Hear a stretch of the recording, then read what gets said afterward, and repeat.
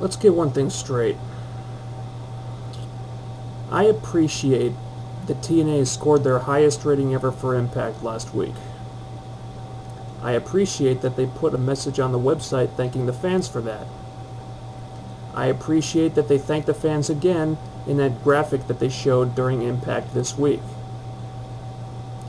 What I do not appreciate is how this week TNA took any and all momentum that they might have gained from the record-setting show last week and completely flushed it down the toilet.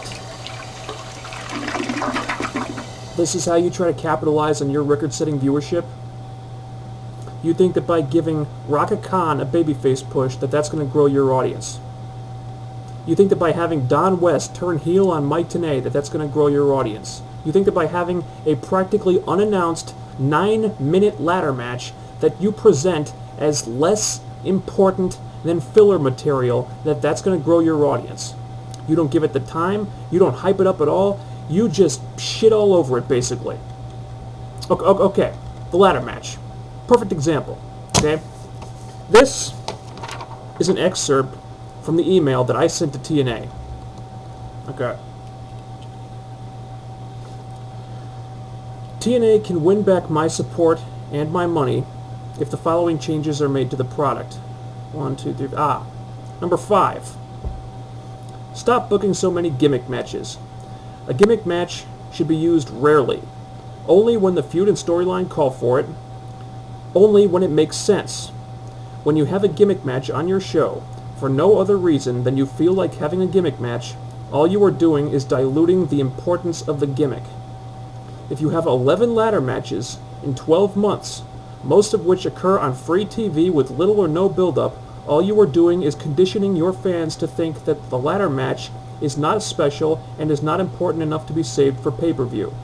And the ladder match is just one of many examples I could mention.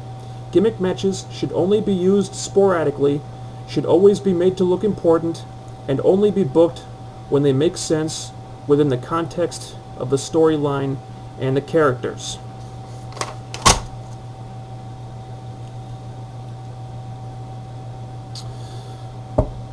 TNA, I have a question for you. You have an Ultimate X match for the X Division title booked for Destination X. But in the last few weeks alone, we have seen these guys in a regular match, we have seen them in a street fight, and now we have seen them in a ladder match. After you gave away all that for free, why on earth should I pay my money to see these guys in an Ultimate X match? It doesn't even matter if the match will be good or not at this point. I'm sure it'll be a tremendous match. But I am not the least bit interested in paying to see it because you have completely blown your wad with all these gimmick matches leading up to it. So now, just for the hell of it, I'm going to look into the future, okay? I'm going to use my divine powers to look into the future and find out what gimmick matches you're going to use to butcher this feud next. Okay, here we go.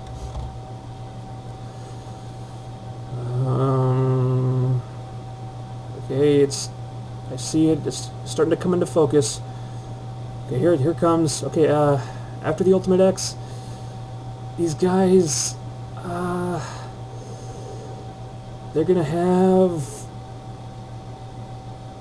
a 6 Sides of Steel match, and then the week after that, they're gonna have a barbed wire massacre match, and after that, an exploding Japanese death match, and after that, they'll cap off the feud with a good old-fashioned X Division title on a pole match.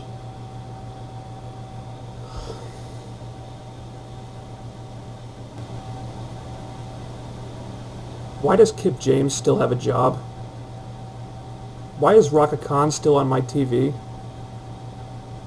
Why is Abyss talking about the Jonas Brothers? Why do I care?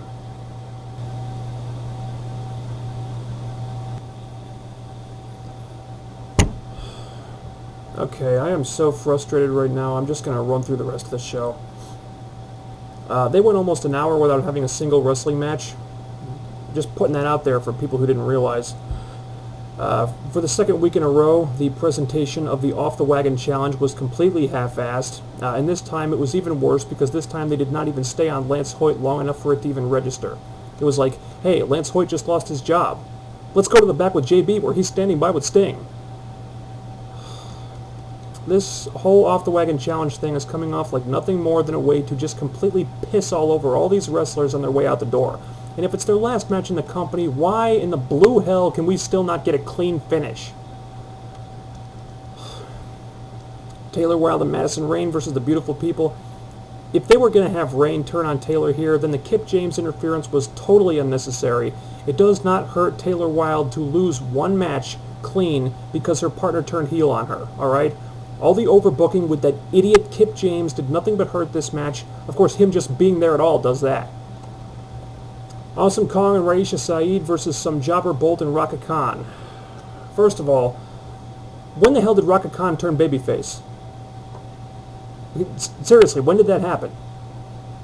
Second, breaking up the Kongtourage now means absolutely nothing. Because they just got together like 2 months ago. So why even form the group in the first place if you were just going to end it this soon? Third, the two shitty members of the Kongtourage turn on Awesome Kong, and Melissa, the one member who is tremendous, the one member who should be turning on Kong is the one member who does not, the one member who Mike Tenay actually points out will turn down any opportunity to win the Knockouts title just so she can still be aligned with Awesome Kong. Are you kidding me? That is such BS. This whole thing is being handled so ineptly that I almost don't even care if they're setting up a swerve of Melissa turning on Kong at the pay-per-view. That's how bad this is. This whole thing absolutely reeks of a storyline that was thrown together an hour before the show was filmed. As for the match, it was every bit as bad as you might think it was. This match was atrocious. The live audience pissed all over this thing, and they were right to do it. Raka Khan, get her off TV. How many embarrassing performances does this woman have to put in before you people realize that she has no talent to speak of? She does not belong in TNA. She does not belong in a wrestling ring, period. As a wrestler, Raka Khan is an absolute, utter fucking train wreck. And if the creative team are actually thinking about having some jobber Bolt win the Knockouts title from Awesome Kong at Destination X, then I point to this match as a perfect example of why that would be the absolute worst idea they could possibly have. The in-ring segments with the Main Event Mafia were pretty good, but it was all just basically them deliberating something that everyone knew was going to happen anyway. Booker T continues to be annoying as all hell. That guy needs a speech coach or something. I have no idea what he's even saying half the time. Although I do like how AJ keeps getting the jump on him. That's nice. Concurrently, I also really like how Samoa Joe is coming off like a total psychopath, scaring the living shit out of Scott Steiner 3 weeks in a row. But minus the stuff with Joe and AJ, this Impact was a complete clusterfuck from start to finish. It was horrible. If you missed it, don't bother to catch the replay. If you DVR'd it, you can just delete it right now. There's nothing on this show you need to see. That's it. That's all I've got. Talk to you guys next week.